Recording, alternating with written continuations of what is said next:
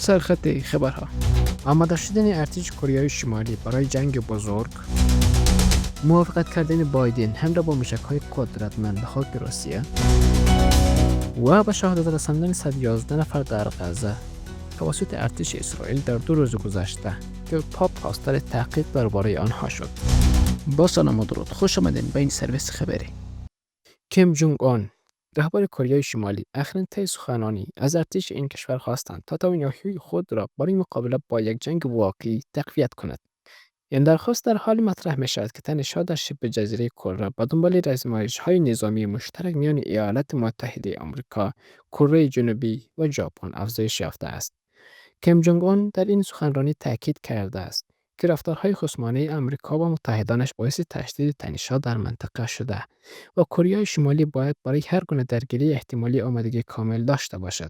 او این اقدامات را تهدید مستقیم علیه امنیت و حاکمیت کشورش دانسته و بر ضرورت تقویت توان نظامی تاکید کرده است. اظهارات اخیر کیم جونگ اون می تواند پیامدهای گسترده برای امنیت و ثبات منطقه داشته باشد. تقویت آمادگی نظامی کره شمالی ممکن است موجب واکنش سریعتر از سوی آمریکا و کره جنوبی شود. این احتمال وجود دارد که افزایش تنش‌ها منجر به رقابت تسلیحاتی بیشتر در منطقه شود و کشورهای دیگر مانند چین و روسیه نیز به طور غیر مستقیم وارد این معادله شوند. از سوی دیگر سازمان ملل و بسیاری از کشورهای جهان همواره از رهبران منطقه خواستند تا با استفاده از دیپلماسی از تشدید تنش‌ها جلوگیری کنند. با این حال به نظر می رسد که فضای فعلی برای مذاکرات صلح مساعد نیست و هر دو طرف به تقویت قدرت نظامی به عنوان راهکاری برای تأمین امنیت خود می‌نگرند. خبرگزاری‌های مختلف از جمله رویترز، اسوسییتد پرس و نیویورک تایمز گزارش دادند که جو بایدن رئیس جمهوری مستعفی ایالات متحده به اوکراین اجازه می‌دهد تا از تسلیحات ارائه شده توسط ایالات متحده برای حمله به داخل روسیه استفاده کند. سه منبع آگاه از جمله 2 مقام آمریکایی روز یکشنبه به رویترز گفتند که اوکراین قصد دارد در روزهای آینده حملات دوبردی را با استفاده از این تسلیحات انجام دهند. کاخ سفید در مورد این گزارش‌ها اظهار نظری نکرده، اما ولادیمیر زلنسکی رئیس جمهور اوکراین گفته که این موشک‌ها از خود صحبت می‌کند. زلنسکی در سخنرانی عصری خود خطاب به اوکراینی‌ها گفت: امروز بسیار از رسانه‌ها می‌گویند که ما مجوز انجام اقدامات مناسب را دریافت کردیم، اما اعتصابات با کلمات ساخته نمی‌شود. چنین چیزهایی اعلام نمی‌شود. موشک‌ها خودشان صحبت خواهند کرد. رادوسلاو سیکورسکی وزیر امور خارجه لهستان در این گزارش‌ها استقبال کرد و گفت که ایالات متحده با روسیه به زبان پاسخ می‌دهد که پوتین ولادیمیر رئیس جمهور روسیه آن را می‌فهمد. با گزارش خبرگزاری دولتی تاس، ولادیمیر ژابارو، یک قانونگذار روسی گفت که این اجازه دادن به اوکراین برای حمله به داخل روسیه با موشک‌های آمریکا منجر به جنگ جهانی سوم می‌شود. این قانونگذار افزود که واکنش روسیه فوری خواهد بود. این اقدام بایدن در حال صورت می‌گیرد که او آماده می‌شود تا 2 ماه دیگر قدرت را ترک کند و دونالد ترامپ رئیس جمهور منتخب آمریکا در 20 ژانویه به قدرت برسد. ترامپ و اعضای دولتی آتی وی نشان دادند که نسبت به حمایت شدید از اوکراین در جنگ علیه روسیه تردید دارند و مشخص نیست که آیا ترامپ از تصمیم خود بر مبنا بر اجازه استفاده اوکراین از تسلیحات آمریکا در داخل روسیه تغییر خواهد کرد یا خیر.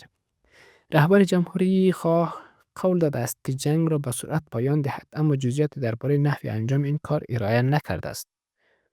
این منابع برای طرز گفتند که انتظار می‌رود اوکراین از راکت‌های سامانه‌های موشکی تاکتیکی ارتشی ATACMS ساخت ایالات متحده استفاده کند که برد آنها تا 190 مایل یا 306 کیلومتر می‌رسد.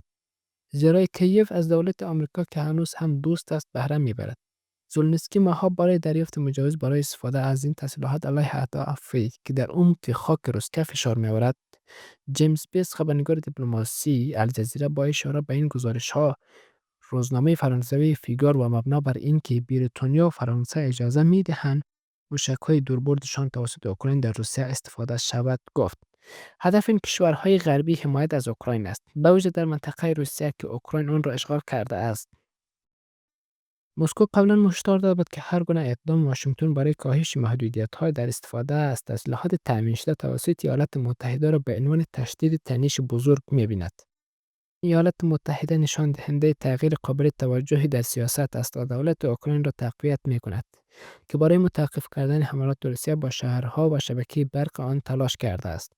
بایدن مدت هاست که با حرکت استفاده از تسلیحات ایالات متحده علیه روسیه مخالفت کرده بود. با این حال از ترس اینکه آمریکا و متحدانش در ناتو را به درگیری مستقیم با روسیه بشکاند. اما به نظر من است که رئیس جمهور پس از تغییر شتاب جنگ به سمت روسیه تسلیم شده است. کره شمالی هزاران سرباز را برای حمایت از روسیه در تلاش برای بازپسگیری قلمرو و کورسک از دست رفته به اوکراین مستقر کرده است. مسکو معتقد است که ترام احتمالاً مذاکره کننده مطلوب تری خواهد بود و می تواند کیف را وادار به برگزاری قلمروی تحت کنترل روسیه در شرق و جنوب اوکراین کند. در ادامه تشدید درگیری ها در خاور میانه، گزارش ها حاکی از آن است که نیروهای اسرائیلی روز شنبه حداقل 111 فلسطینی را در غزه به شهادت رسانده. این ارقام از سوی منابع پزشکی منتشر شده و نگرانی‌های جهانی درباره بحران انسانی در منطقه را افزایش داده است. همزمان پاپ فرانسیس خواستار انجام تحقیقات بین‌المللی درباره اتهامات نسل‌کشی در این منطقه شده است. اسرائیل علاوه بر حملات گسترده در بناور غزه، در حملات هوایی خود به بیروت، محمد حفیف افسر ارشد روابط رسانه‌ای حزب الله لبنان را هدف قرار داده است و به قتل رسانده است. این اقدام که به عنوان بخش از سیاست اسرائیلی در هدف قرار دادن رهبران گروه‌های مقاومت شناخته می شود، منجر به افزایش حملات متقابل در مناطق مرزی لبنان و اسرائیل شده است. با ادامه حملات هوایی اسرائیل به خاک لبنان، وضعیت منطقه بیش از پیش به سوی یک درگیری تمام عیار منطقه‌ای سوق داده است. حزب الله لبنان نیز در واکنش به این حملات مواضع نظامی اسرائیل را در شمال این کشور هدف قرار داده است. نوار غزه همچنان تحت شدیدترین حملات نظامی قرار دارد و آمار کشته ها زخم‌ها به طور مداوم افزایش می‌یابد. طبق گزارش سازمان‌های امدادی، وضعیت انسانی در غزه به حد فاجعه‌بار رسیده است. کمبود مواد غذایی، آب آشامیدنی و دارو به همراه تخریب گسترده زیرساخت‌ها زندگی را برای ساکنان این منطقه به کابوسی بی‌پایان تبدیل کرده است. در همین حال سازمان‌های حقوق بشری از جامعه بین‌المللی خواسته‌اند تا اقدام فوری برای توقف این بحران و تضمین حفاظت از غیر نظامیان انجام دهند.